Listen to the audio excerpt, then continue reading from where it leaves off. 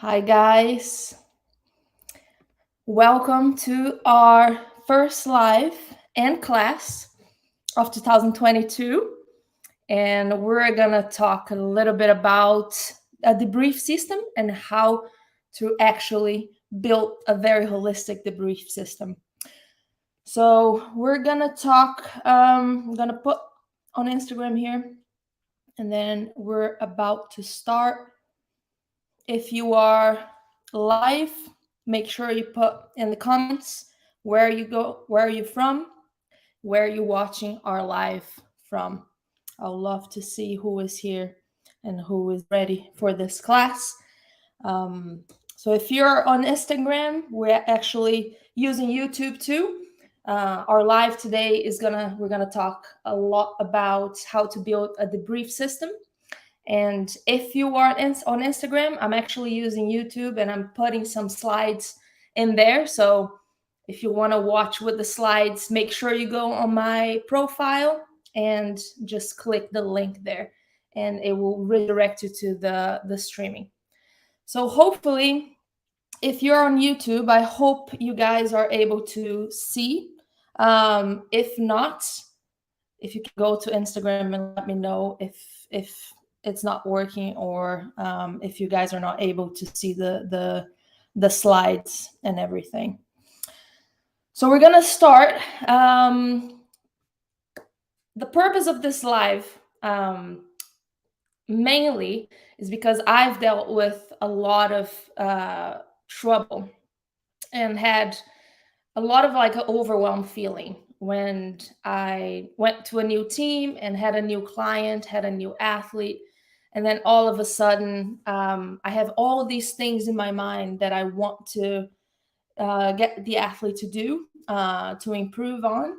And I get overwhelmed. The athlete gets overwhelmed because there's so much that has to be done.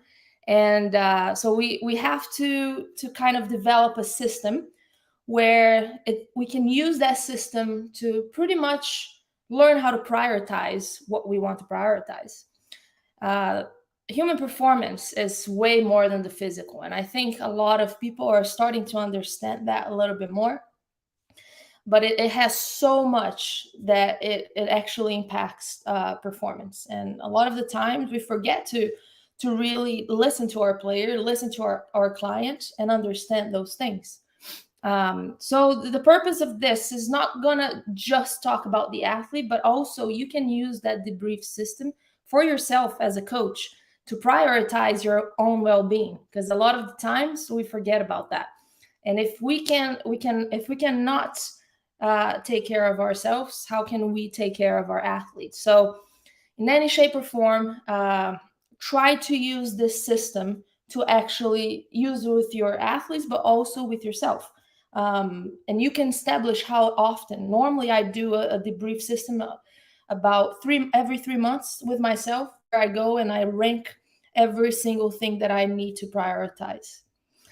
So let's start. I'm going to try to go to each individual key performance indicator and explain how we can use that in a very practical way. So just a reminder, if you're on Instagram, you can also watch through YouTube. I have the slides right now on YouTube if you want to watch that. So the objectives for the live today is to develop a debrief system for you as a coach and for your athletes. So we're going to talk a lot about how not to overwhelm yourself and your athletes in this process. The second objective is knowing all the things that can affect the performance of your clients or athletes that is way other than just the physical. And then the third objective is how each of the KPIs, the key performance indicators, fit in the practical world. And that for me is the key thing, because a lot of the times we just read in theory, we read books, we take all those certifications and we keep studying. But if we don't take that into the real world, it's very hard to really impact our players and our athletes and our clients.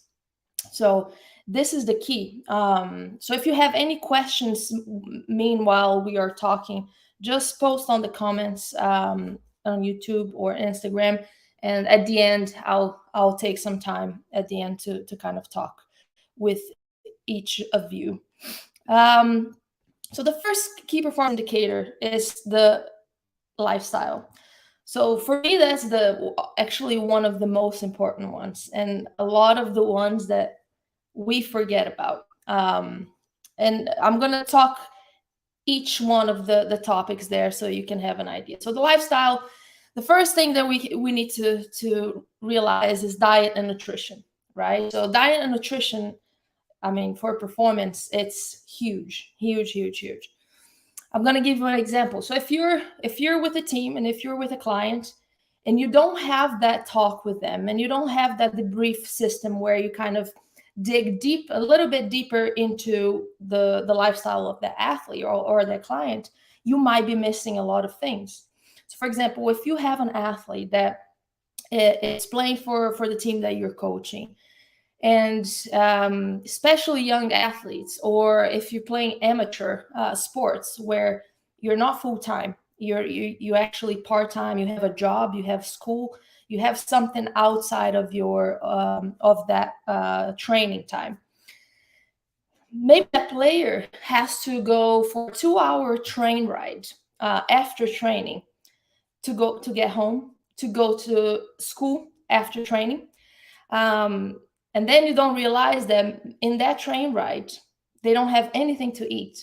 So after a 2 hour session, then soon you realize, oh, actually, my player is not performing well.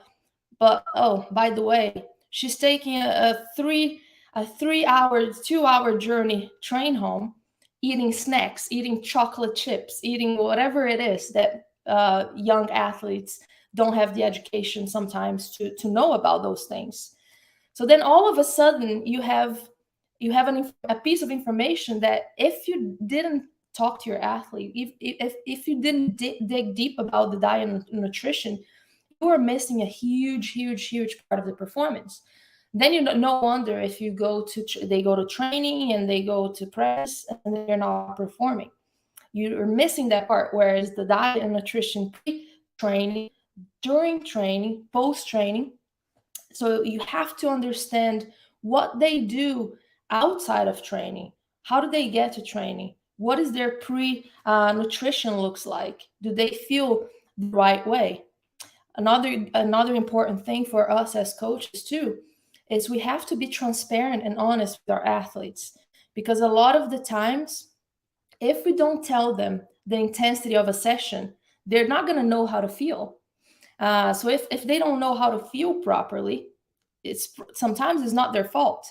So if you know that there's a structure in the schedule, players and athletes, they like scheduling. They like something structured. They don't like not knowing what's gonna happen. They don't like knowing, oh wait, oh, this is a surprise. Now today we're gonna do a fitness test. We're gonna do this. This is gonna completely screw your player's mindset before you even start training. So for diet and nutrition, that's huge, because if you don't tell your athletes what to do and what that training is going to be like, if that training is high intensity and they don't feel enough, they're not going to perform well.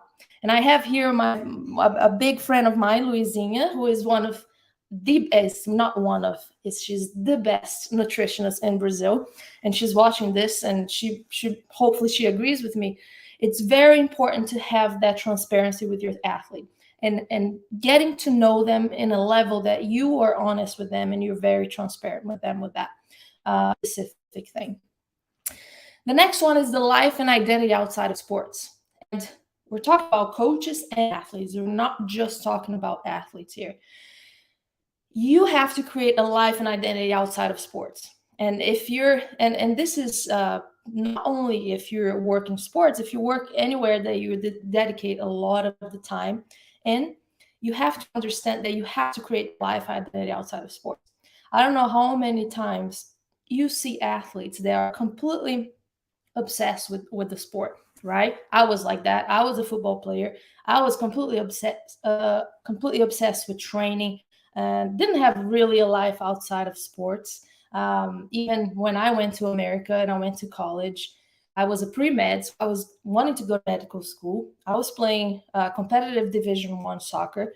Didn't have a life, but don't regret it. But if I look back, I wish I had a little bit of a life outside of that sport for my mindset, for my mental health, because a lot of the times what's happening, we're creating those athletes that are very dedicated, very dedicated. They do everything to be the best in their sport. But then they get so obsessed that, first of all, they don't know how to turn off. Everything they do is around football, everything they do is around the sport. They train all day and they get home and they watch football, they watch the sport. Everybody that they kind of have circles with, friends and stuff like that, it's all about the sport.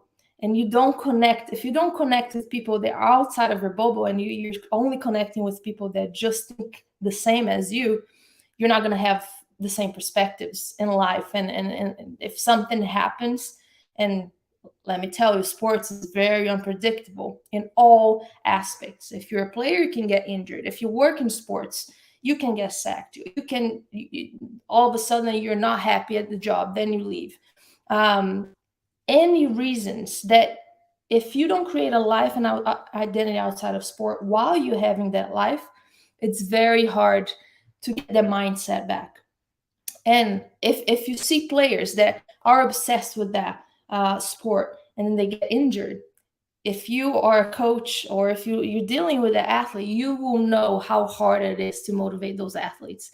They're even harder to motivate, because if they have like something outside of sports, they can actually find a way to really turn off things and say, I'm going to focus on my rehab, but also I need to focus on my mental health and how I get through this. And if you don't have the support system outside of that sport, it's really hard for you to turn that off. Contact with nature is the next one. It's actually, there's a lot of research out there. And if you're interested, drop me an email and I will send it to you. But there's a lot of cool research out saying how good for the mental health contact with nature is.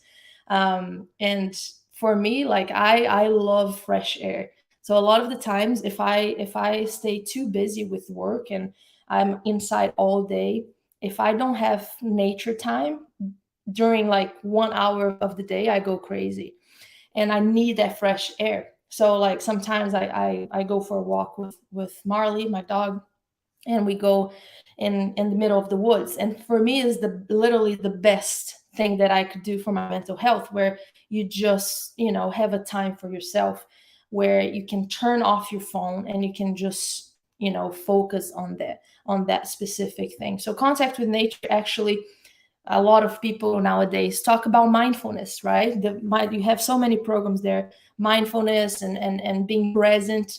There's no better way to work on mindfulness than being in contact with the nature. If you're not on your phone, that's the biggest thing. So if you go in nature and you're walking and you're on your phone, then that defeats the purpose.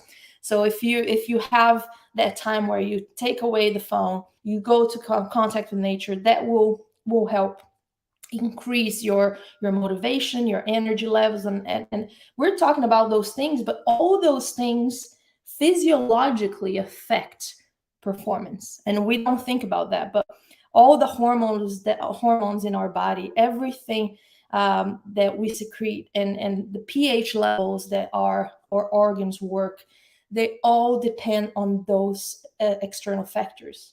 And a lot of the times we continue to isolate things to the physical. We continue to isolate on building the strength program and the conditioning program, and we forget completely about those things. That if those things are not in line, no matter how good your program is, no matter how good your strength program, your conditioning program is, if your athletes are very low on any of those lifestyle, you can definitely know that there's something affecting their performance. Finances, a lot of people underestimate how much financial security can be a thing. And even especially if you're a coach, financial security is a big thing, because we all know sports is a very hard field to in terms of financial security. If you're a player, if you're athletes and they are amateurs and they're not, I mean, we're talking about, women's football. There's definitely not a lot of money compared to men's football. And then you see players that have to go through training and they have to go to full-time jobs and have to worry about money. If they have a family, that's even worse, right? So if you don't know the background of your players, your athletes, your clients, and don't know that they, oh, I'm struggling because I'm just had my third kid and I'm struggling with that, blah blah blah. So huge finance is a big thing. Support system, another big one. When things get tough for your athletes and for your clients, who do they have around them to really support them? And for coaches, that can be mentors, that can be friends. And here's the important thing: we tend to only have people that think like we think. We only have, we sometimes we just want the people that when things get tough, they're going to tell us what we want to hear. And not a good thing, because when things get tough and you have to make hard decisions and your athletes have to make hard decisions, if they have those people that just want to tell them what they want to hear, that's not a good thing. Because a lot of the times we're going to act as we're going to act through our emotions instead of our rationale. And if we act through the emotions without somebody telling us, wait, Evie, wait a minute, like think 3 times before you do this or you make that decision.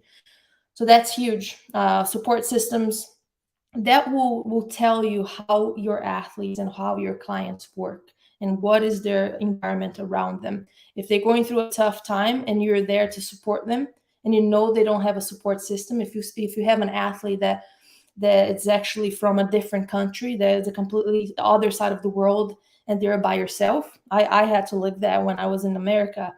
All my friends and family, mostly in my first year in America, they were in Brazil. So when I went through my tough times, it was extremely hard to go through that. If I didn't have a coach or a support system that went through stuff with me and said, we're going to go through this, like, you're not by yourself, you're going to be okay, then my experience will probably be different. My performance was probably going to want to suffer. The next one is spiritual. So spiritual is it doesn't mean just religion. Spiritual is everything that you connect with something greater than yourself, and that can be anything it can be your meditation, it can be your walk in nature, that can be your spiritual time, it can be your religion, anything that kind of gives you a bigger meaning. It's going to help you when things get tough, when you go through injuries, or when so a lot of the times, if I have a player that is going through some rough times outside of training, there's something going in their environment, with their friends, with their family, when I do my debrief system, when I kind of go with them and I sit down and I say, okay, let's prioritize what we want to do. Spiritual and support system is probably going to be my top three, my top three of priorities with that athlete. It's not going to be physical. It's definitely not going to be physical, because if they're going through tough times and I'm just pressuring them to be faster, stronger, that's not going to work. So knowing how that athlete's world is outside, it's extremely important. Hygiene is the simplest thing that you can do for performance, and still people don't get this right. And all of us, right? Who, like, I've actually never had problems with sleep because I've always slept pretty well. But I've always had those terrible bad habits. Before I went to bed, I was scrolling down on my Instagram, and I had a post on this the last week. And the you scrolling on Instagram, and then your players are definitely scrolling on Instagram, because this generation, especially the younger athletes, they are all on their phones all the time. Then all of a sudden they don't realize that all that information overloads cognitively will affect their physiology, will affect their circadian rhythm, will affect how much and how fast they're going to fall asleep. So getting those habits and those little things, and you see this, there's no magic potion. This is the basics things that you can do with your athletes, that you can develop with them to actually help with with performance long term. Relationships, how many times you have players coming to you or clients coming to you, they didn't sleep well or didn't, have a good performance because they had a fight with their significant other, or they had a fight with, and relationships here, I'm not talking just about relationships with a significant other. It can be a friend, it can be a family member, all that stuff. And then work, school, and we talked about that before, how the some clients have to juggle, or athletes have to juggle life and sports with work, with school, especially if you're talking about youth athletes and you're coaching youth athletes. This is huge because you have, especially high school athletes in America, you have players that do club soccer and then they do high school soccer, and they all have all school on top of that. So that's a recipe for disaster if you don't really help guide the way to that athlete. So that's the lifestyle. So we went deep into all those subtopics of lifestyle because I think it's very important for us to know that those little things can actually impact a lot on that lifestyle factor. The next one is wellness. So when you're talking with your players, this is the first time that you're seeing them and a new client, or you're on a new environment. Main things to in the physical aspect is to know any chronic and acute injury factors.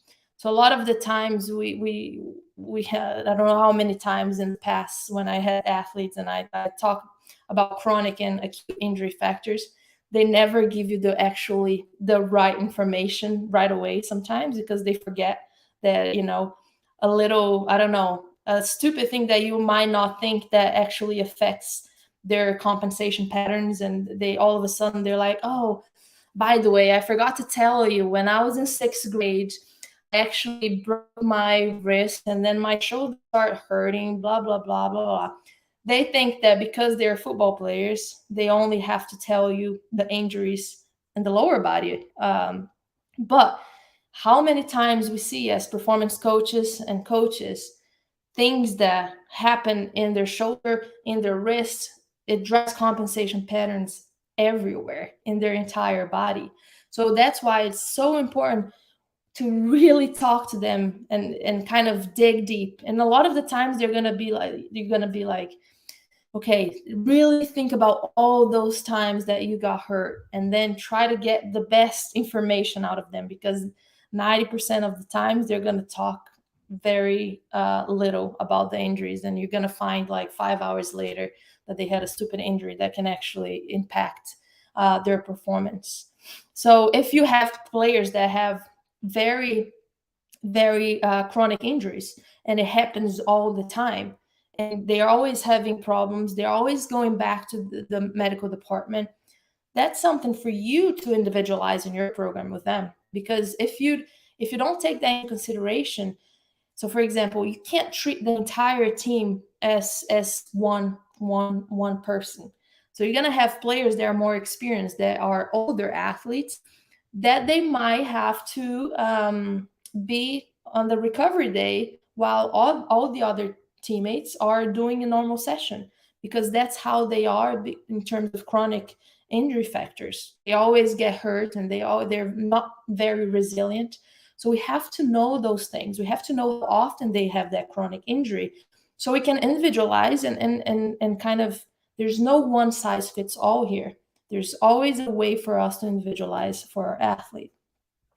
Immune system and hormonal balance. And I think immune system blood tests, if you can find a way to do blood tests in your athletes and find and refer to the right people, even like a hormonal and immune system, it can talk about with a nutritionist in terms of vitamin deficiency. There's so much that the athlete can be lacking in terms of supplementation, food intake, vitamins, and all those things that we don't we probably don't get a lot.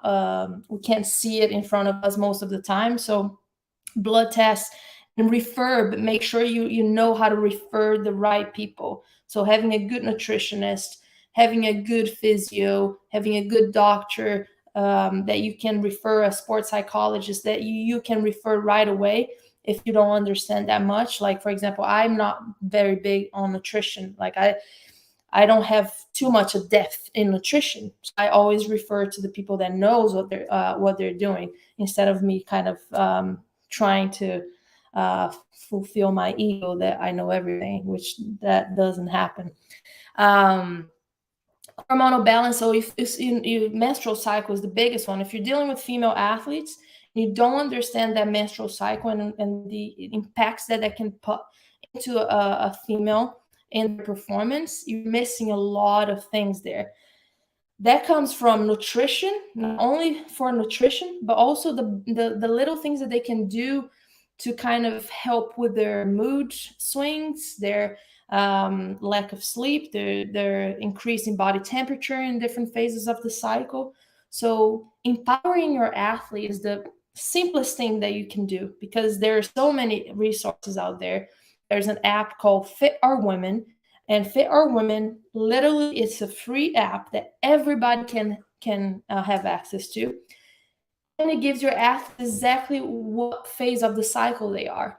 And not only that, it actually gives them recipes of food that they can take in order to help with that specific phase of the cycle. So if you talk about phase one, which is the cycle itself, and phase four, which is the phases right before the cycle, a lot of inflammation happens. So making sure you give those athletes the right food, anti-inflammatory foods, antioxidants, and all those things will really impact their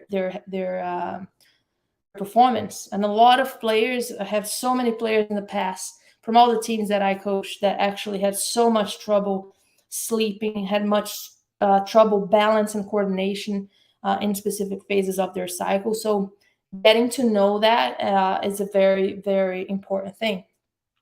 Overtraining factors. Is your athlete open to you that he might be overtraining? There's so much in literature, in research that actually tells you the symptoms of athletes that are going through overtraining. Can you, as a coach, kind of help a coaching staff or a technical staff to know how to balance those things so they have the recovery that they need? They're not overdoing. And the reason that they're not performing is not because they're lazy. It's probably because they're lacking the right recovery to do the performance well. Those two next ones, huge, that a lot of times we forget to add in our questionnaires. Mental readiness, mental fatigue. And I learned that a lot with a friend of mine, psychologist Sarah, and we did a lot of work in the past with those things. And shit, I learned so much from her. But when we have a readiness questionnaire, especially, sometimes we just ask the athlete how fatigued you are, right? And then the athlete, if you're reading that questionnaire, like, I don't know what kind of fatigue that is. Is that a physical fatigue or is that a mental fatigue? Because those two are completely different things. So when you're asking about you're asking your patient and your athlete or your client if they're fatigued, make sure you're very clear in what kind of fatigue they're feeling. Because a lot of the times my physical fatigue is fine. I'm fine. I can go for a run, but my mental fatigue is awful. I cannot think very clearly. I'm cognitively, I cannot make decisions on the pitch, on the field, on the court. And then everybody's like, what is going on with this player?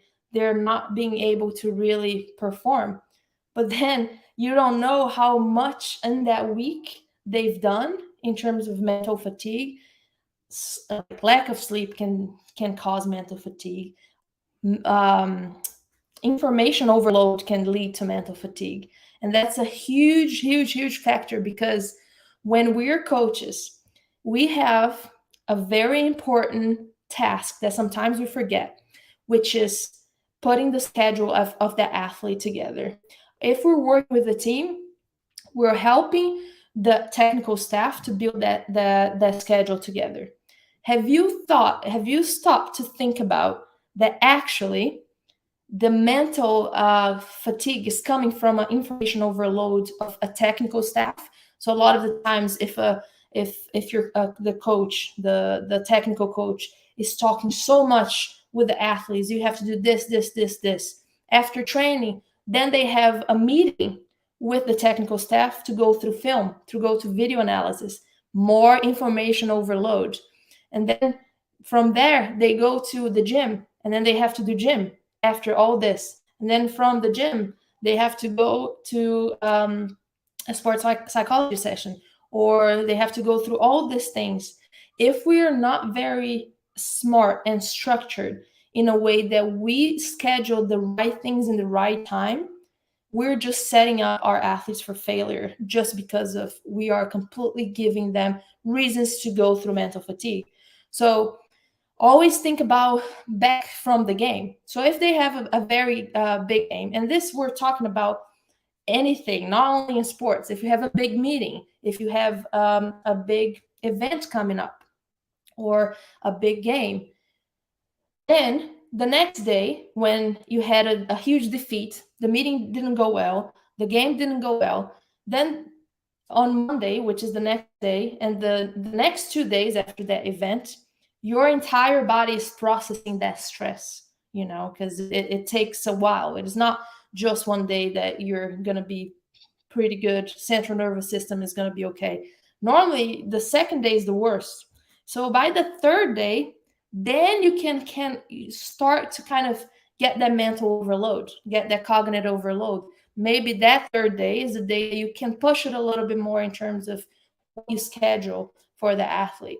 But the scheduling part is so important, and understanding what is mental fatigue, what is physical fatigue. Don't just ask your athletes how fatigued they are, because I don't know how fatigued I am, because are you talking about my mental fatigue or my physical fatigue? So always think about those things as two different things. And then lastly, on the wellness is protected time. So how much in the week or in the day you're allowing yourself to have time for yourself. And this will go back to what I just said in terms of scheduling. When you schedule, when you see your athlete and they're talking about performance, I'm like, I'm not performing well, I'm tired all the time.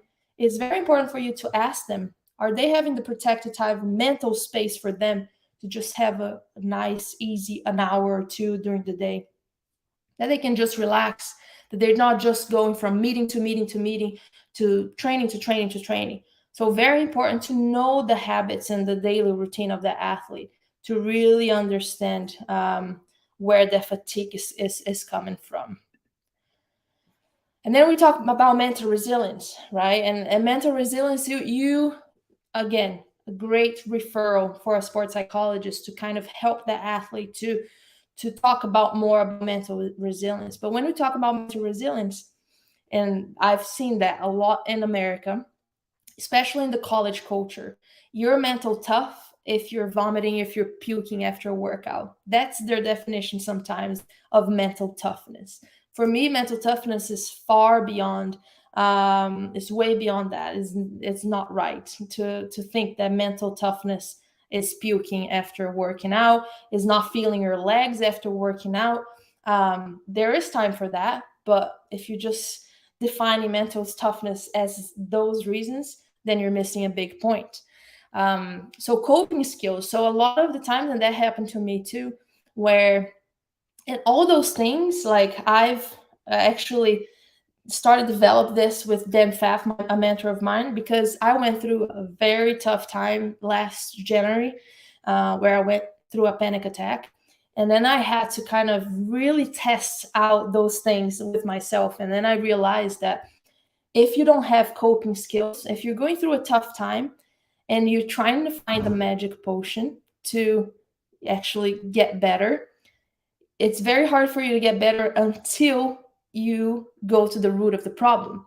So when I had my panic attack, I was trying all those different breathing techniques, all those different meditation techniques, all those different like gadgets and technologies to make me recover better didn't work out. Like it probably worked out short term, but if I didn't have to go to the root of the problem and see why I had my panic attack and develop coping skills to really, really dive into why I was feeling that, those breathing protocols, nothing of protocols would have worked. Once I figured out what was the root of the problem, I developed my coping skills and I'm like, okay, I need to deal with this. I need to zoom out. I need to reflect and figure it out what was this. Then my mental health was better. Then my breathing protocols started working. Then my meditation started working. And by the way, meditation with me doesn't work. Like for myself, like you have to know your athlete and you can give them the tools, but you can't say, oh, you got to meditate or you got to do this. I had players that if I told them, oh, go meditate, they would like flick me off, like, no, I can't, I'm too hyper, I can't do it. And for me it's the same thing.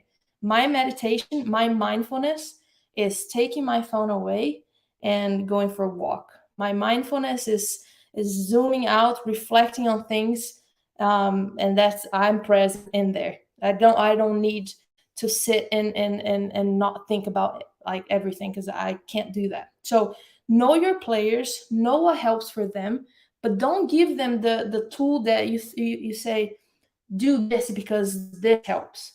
Offer this to them, let them try it out. If it works for them, great. If it doesn't work, then you try different things. Never push things on your athletes because a lot of the times we're just talking about do this, do that, do this, do that. Do we ever actually stop to ask them questions? Do we actually ask, like, stop and say, okay, enough of me telling you what to do. What do you feel like it's good for you? What do you feel like you need to improve?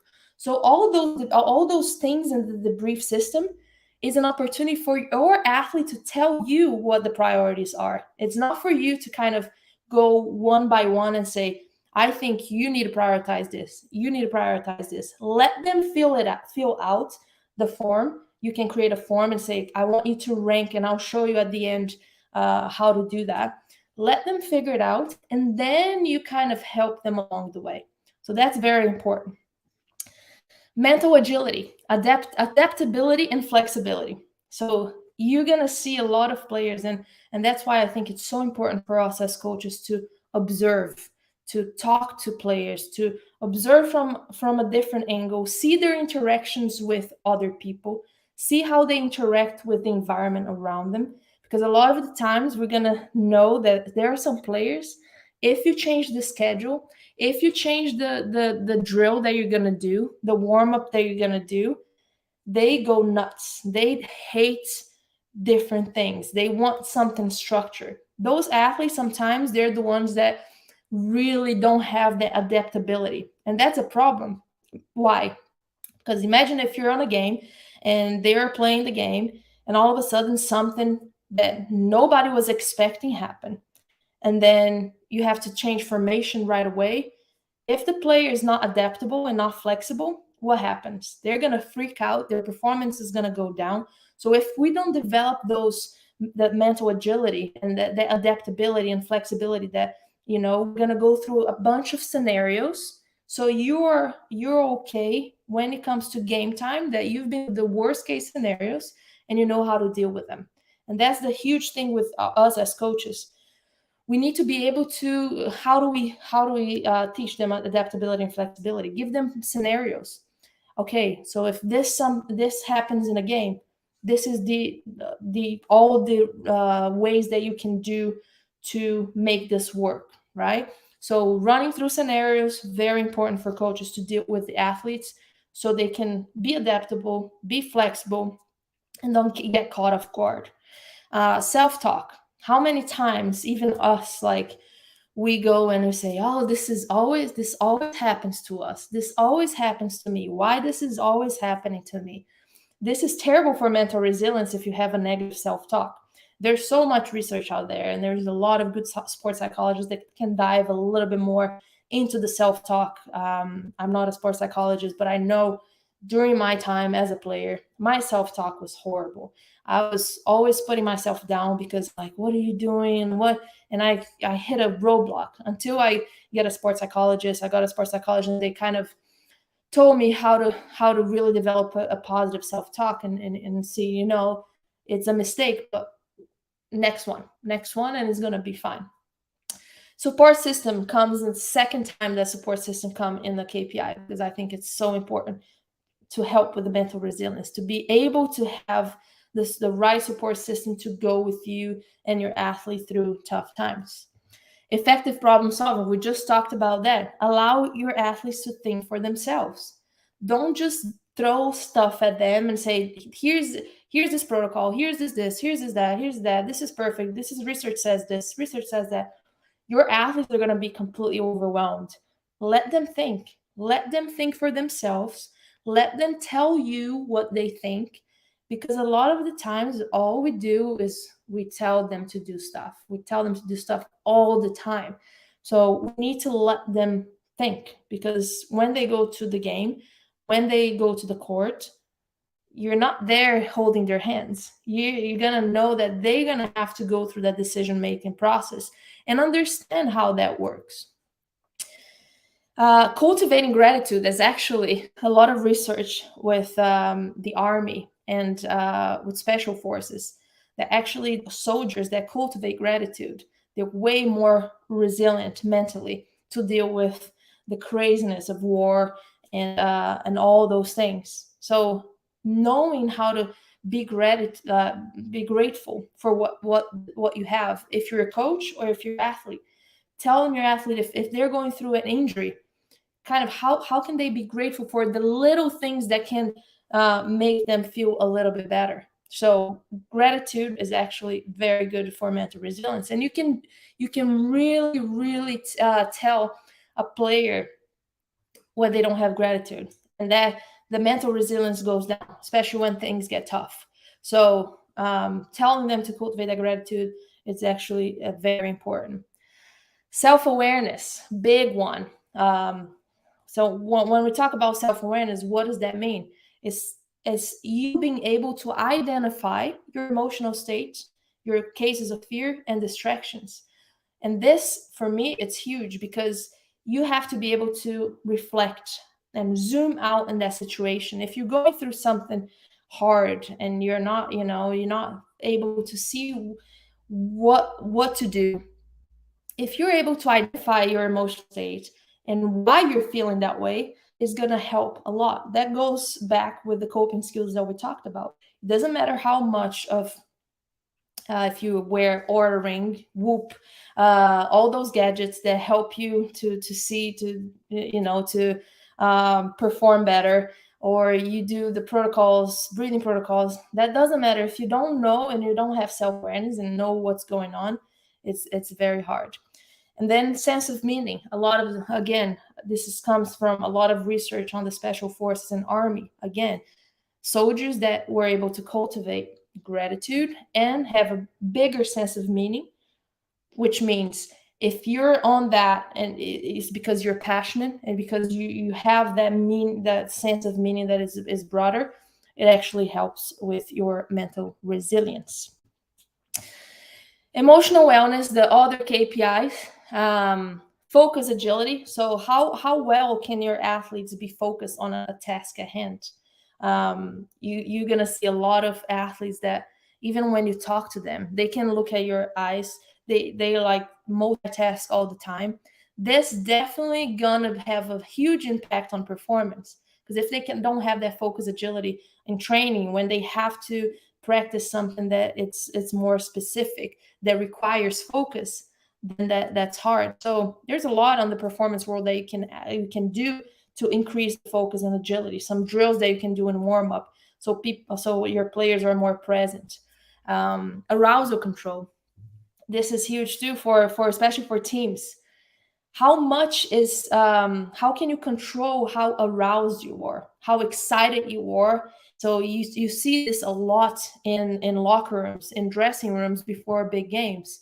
When you go to the locker room and the dressing room, and you see all your players, and again, you can be playing a very easy opponent, and all your players think they're gonna win this game because it's gonna be easy. So the arousal in that room, everybody's laughing at before game, everybody, and then you as a coach, you're like, this might not be good. What is the optimum arousal state that you can be focused yet excited yet um, focused on the game? So being able to get those players, a lot of players, I had players in the past that before a game they were kind of doing breathing protocols, meditating before the game, and that helped them tremendously. And that was literally every game they would do that. Some other players, they're like putting the best hip hop music on the speaker, they're dancing, and you might think that they're actually not caring about the game, but they normally have the best performance when they are in that state. So understanding your players, they have different ways to be aroused for a game. They have different ways to be focused for a game. Don't tell them, don't judge them and say, don't do a breathing protocol because you're just putting your system down right before a game. Enough. Like you need to tell them, you need to know first what is good for them, and then you can kind of say, try this, try that, and then provide other options. Perspectives, different, have a different perspective, zoom out, know what you're dealing with. We talked a little bit about that on the emotional, on the mental resilience. Knowing the families of origin and history. I've done a lot of a mentorship with people from all different parts of the world. A lot of times the culture of the athletes and the coaches, they're so different because of just the cultural differences that there are. So you need to understand that, because a lot of the times you can't implement changes thinking that you're going to change entire culture. So you need to be able to meet them halfway and understand why they do certain things. There might be something related to the influence styles, how their parents are with them. Are their parents very, very protective? They don't allow the athletes to be free. This is all going to impact in the performance. So this is a very, very holistic thing over here. Monitoring. So the last two KPIs, it's field monitoring and physical performance. So the field monitoring, we call we talk about physical RPEs. So the RPEs is the what we do 0 to 10, how hard the session was for you, for your athlete. And a lot of the times we just do the physical RPE, but we also, and I've learned that a lot with Sarah Murray, who is a sports psychologist friend of mine, is amazing. And she started doing a mental RP.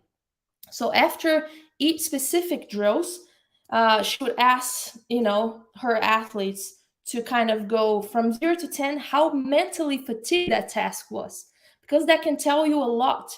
If all your teammates go and say for mental fatigue it was a 2 out of 10, and that the athlete was the only one that rated a 9 out of 10 consistently throughout the week, then there's a red flag. If they are doing a mental RP high in training, there might be something going on outside of the training environment that they are kind of being a red flag. While everybody thinks the drill was easy mentally, that player said it was hard. So understanding those things is very important. Body language. What is the body language of your player, your athlete, in a daily basis? Sometimes you have those players that are so excited, so happy in warm-ups, and then all of a sudden in 2 or 3 warm-ups they are very, very quiet. They don't know. You're like, that player, I don't think is doing very well. There's something going on there. If you're not observing what's around you, what those things are, you're not catching on those little things.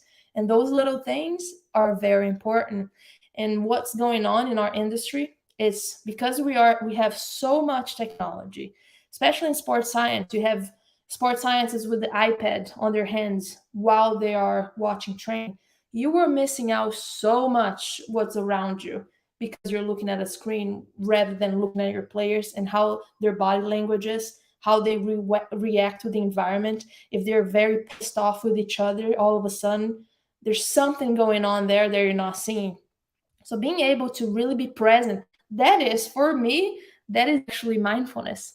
Being able to see from an outside perspective and just observe, for me, that's mindfulness, because you're very present in that moment and you're just focusing on that task. Decision timing, technique, and execution. So same thing with body language. How are your players doing the decision making on the pitch? Are they always good in the decision making, and all of a sudden they're making stupid mistakes? All of a sudden they're not focused. The timing of the specific movements is off for a long time.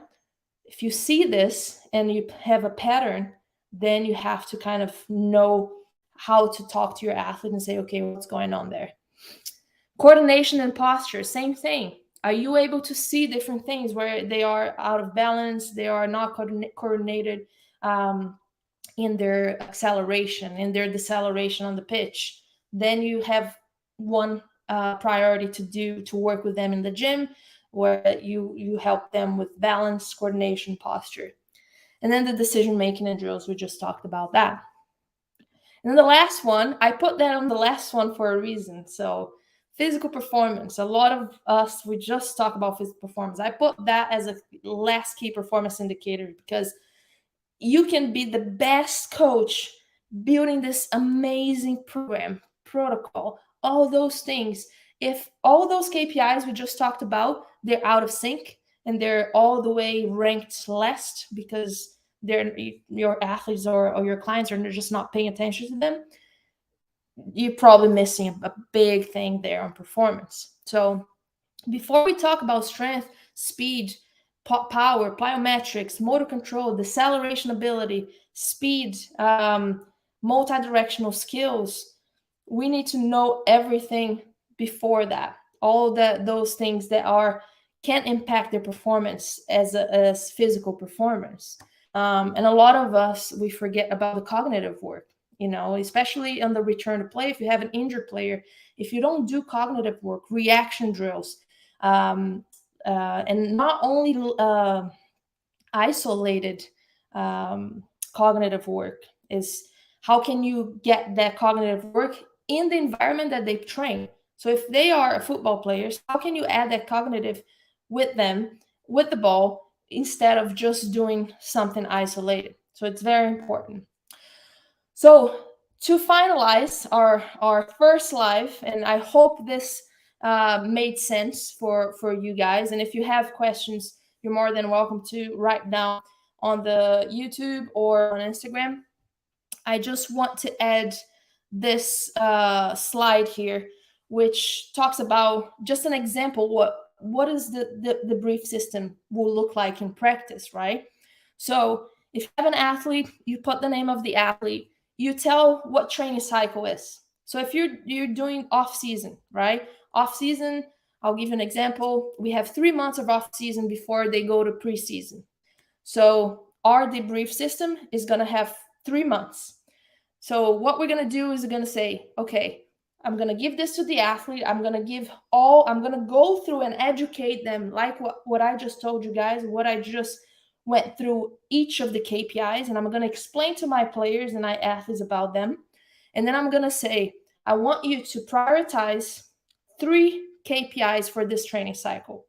So it can be a lifestyle as the first priority, and then you have them do the subtopic. So the subtopic for that specific athlete, the first priority on that lifestyle is finances. Maybe the athlete is struggling with the amount of work he has to do outside to get to make sure they have food in the table. Or support system. They know that they are from another country and they don't have the right support system that with them. And sleep hygiene might be the third ranking. So you can just tell the players to rank that 1 to 3 in terms of priority, and prioritize not only the big topics, but also the little subtopics. And then if you do it in the beginning of off season, give 3 months, work on those priorities with them, because now you're not overwhelming them. You're not telling you need to get better at this. Sometimes we as coaches, we do go all on the physical side. You need to be stronger, faster, and quicker, whatever it is. And we forget to really talk about those things that are so important, that might be affecting their performance. So when we go and sit down with them, make sure you have that very specific KPI system where you let them give you the priority rankings, and then you have your own priority rankings for the athlete based on how much you got from the question that you asked.